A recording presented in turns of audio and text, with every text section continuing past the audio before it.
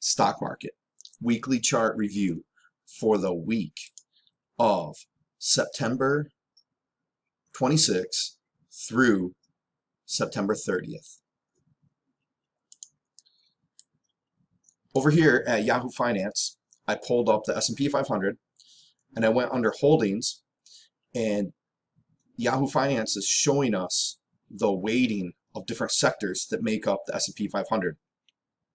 And almost 25% is made up of technology stocks. A little bit over 14% is made up of healthcare stocks. A tad bit under 13% is financial stocks. And a little bit over 11% is consumer discretionary. So I have ETFs.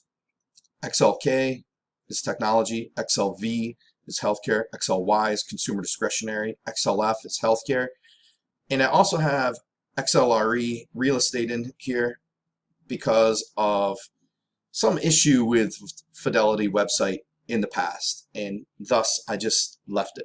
It's a long story, and for the sake of brevity, we'll skip it. So we'll also be looking at that.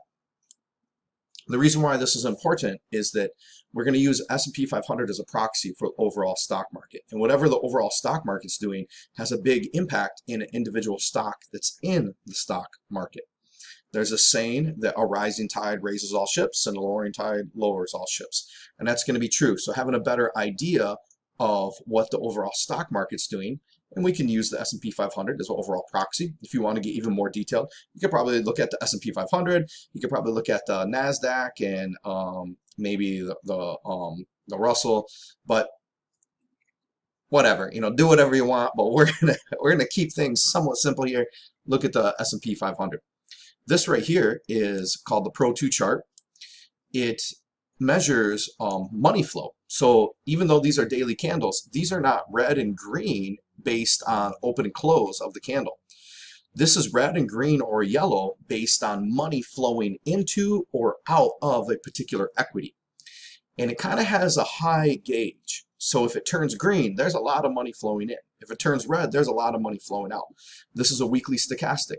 Now we're looking at the S&P 500. We see that money has been flowing out, and we see that the weekly stochastic has been going down. We see that it has a really wide gap between these two, and we see that it's kind of getting down here into this 40 to 30-ish% area. But you see, it can stay under that for quite a while. Some people would consider this area overbought and this oversold. I don't particularly look at it that way. I just kind of look at it as a big watching the big trend. So the big trend is going down. We see in the weekly candle here, it has touched and closed a bit below that 200-day moving average, which I was concerned about in the past. And just to let you know, there's going to be a link popping up right here, and that is to a playlist of daily chart reviews. So every day I'm making something with a little more detail into it that will come out every day. However, since I live in Hawaiian Standard Time, sometimes they come out pretty late in the day, considering where you live, where I live. So take a look at those if you want to be updated with more detail and more things day to day. But so we see the S&P 500, it's testing that 200-day moving average with a pretty strong candle to the downside. Significant volume coming in, and we continue to make these lower lows, right? Low, lower low, lower low, lower low, lower low, lower low. When we look at technology ETF, we see similar thing, but even stronger. Look at how wide this gap has been. This has just been a super strong trend to the downside. Money has been flowing out. And on the weekly candle, getting close to testing this 200-day moving average. We got the same sort of lower lows going on here with just a big drop. Healthcare. Now, healthcare was green for a little while, but couldn't fight the big trend of everything. and turned red. So money's been flowing out, and we see that money started flowing out pretty significantly, and we see that even though the stochastic was kind of moving sideways for a while, it's definitely taking a decidedly downtrend look. And as far as the weekly candle for healthcare, opening here, closing here, traded all the way up here, but open and closing pretty close to the same spot, although it's down here in the bottom range. We still haven't made a new low though, so we want to see what's going to happen with this this 120 area. And then after that, I guess it's going to be maybe get stuck at the 115 possibly. We see some kind of price consolidation in there. Obviously, this is kind of halfway between the 50-day moving average and the 200-day moving average. So we'll see how that's going, but if things keep looking the way that they do, we're probably going to see some lower price action in healthcare. XLRE for consumer discretionary. Similar thing, right? It was green for a little while. It's turned red. Money's been flowing out. Now our stochastic is starting to drop down. It was doing the same sideways thing. And how did our weekly candle? Weekly candle broke through the 200-day moving average, but it broke through back here also, right? And it was able to rally back up, but it didn't last that long and fell below. So we'll see. Looks like it could be doing some more movement to the downside. Same thing, right? Look at all this is a very bearish candle here, because it traded all the way up here, opened here, closed here, but sellers just pushed this price down. Now we could be getting stuck in this kind of price consolidation area here, kind of like acting as support. However, we get the overall market it's in a strong downtrend. Real estate has just been in the strong downtrend.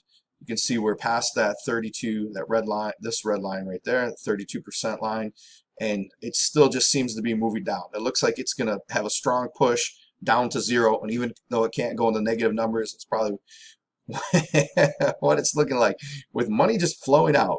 And how did that weekly candle end up? Oh, we had some buying come in there, right? So this is the first one. It's still a big nasty down candle.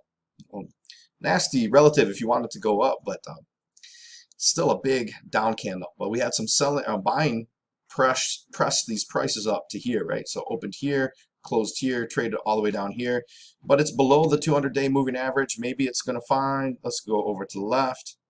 Yeah, it seems to be finding the same sort of support as from the past. But based on what we've been seeing, it looks like real estate could, if it's going to hold here, great. If not, this ETF, it's already at 36. It can only fall to 0 unless it's going to pull some, negative 40 like oil did around 2020. But probably only go to 0. That's just a probably. Now we see that things in the financial markets can go below 0. At least oil futures can.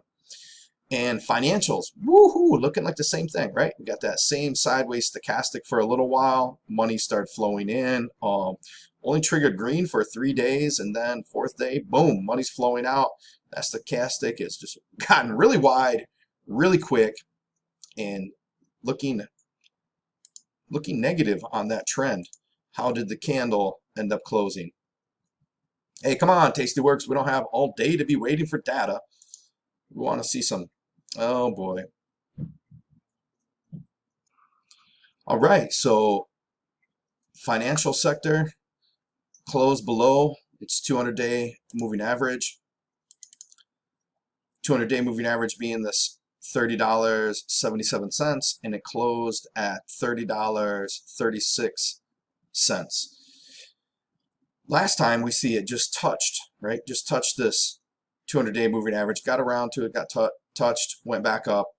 So maybe it'll get a little bit of support around here in 30, maybe bounce back over the 200-day. If it just starts dropping, that wouldn't surprise me either. But look to the left. Seems like a little bit of price consolidation in there. So maybe, yeah, maybe around 29. Who knows? Still looks negative.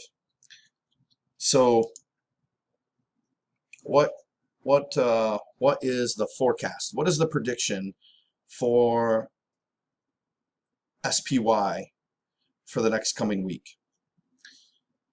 I'm predicting that overall, whether it's going to be this week or just the big picture, we haven't got done seeing the lows yet. That's my prediction. My prediction is that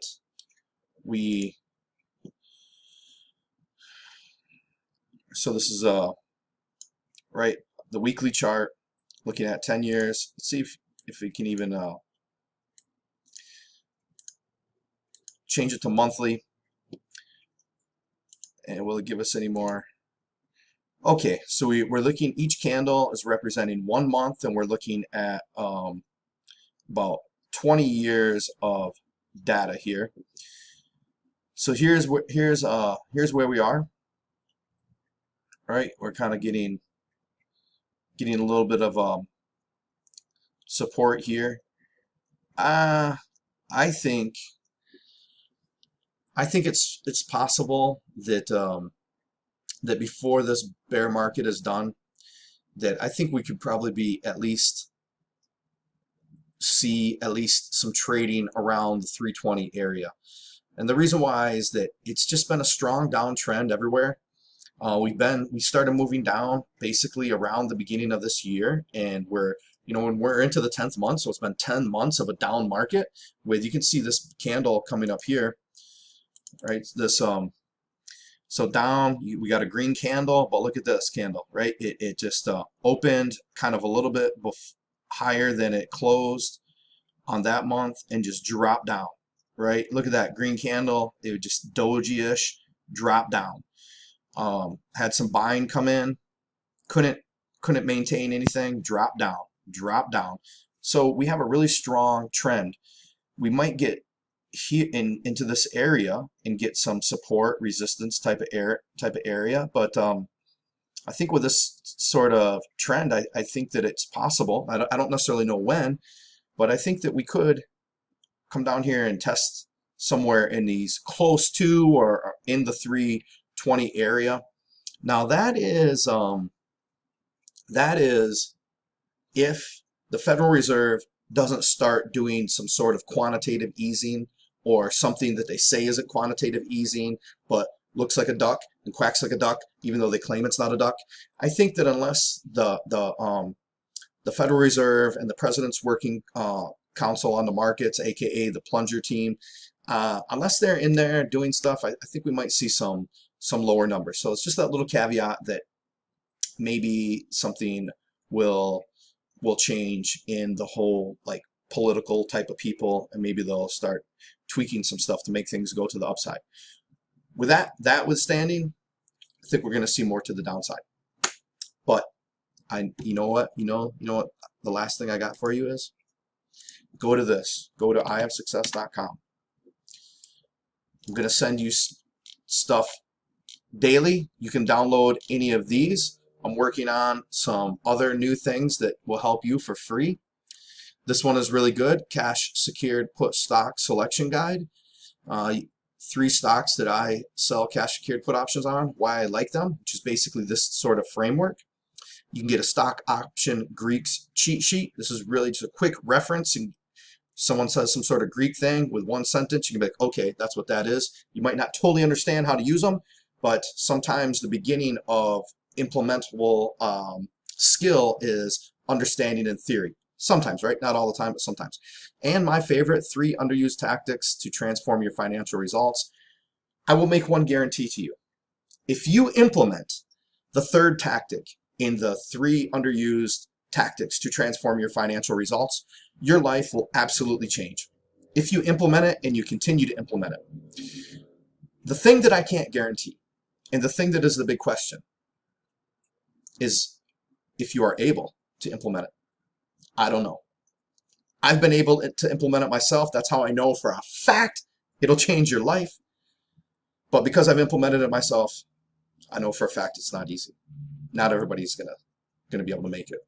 And unfortunately, it's just the way it is. So don't be one of those people. Have the willpower, have the self-discipline, have the drive to be able to implement this stuff, change your life. You guys have a fantastic day. And Monday, you'll see another video. Stock market today. Enjoy. Bye-bye.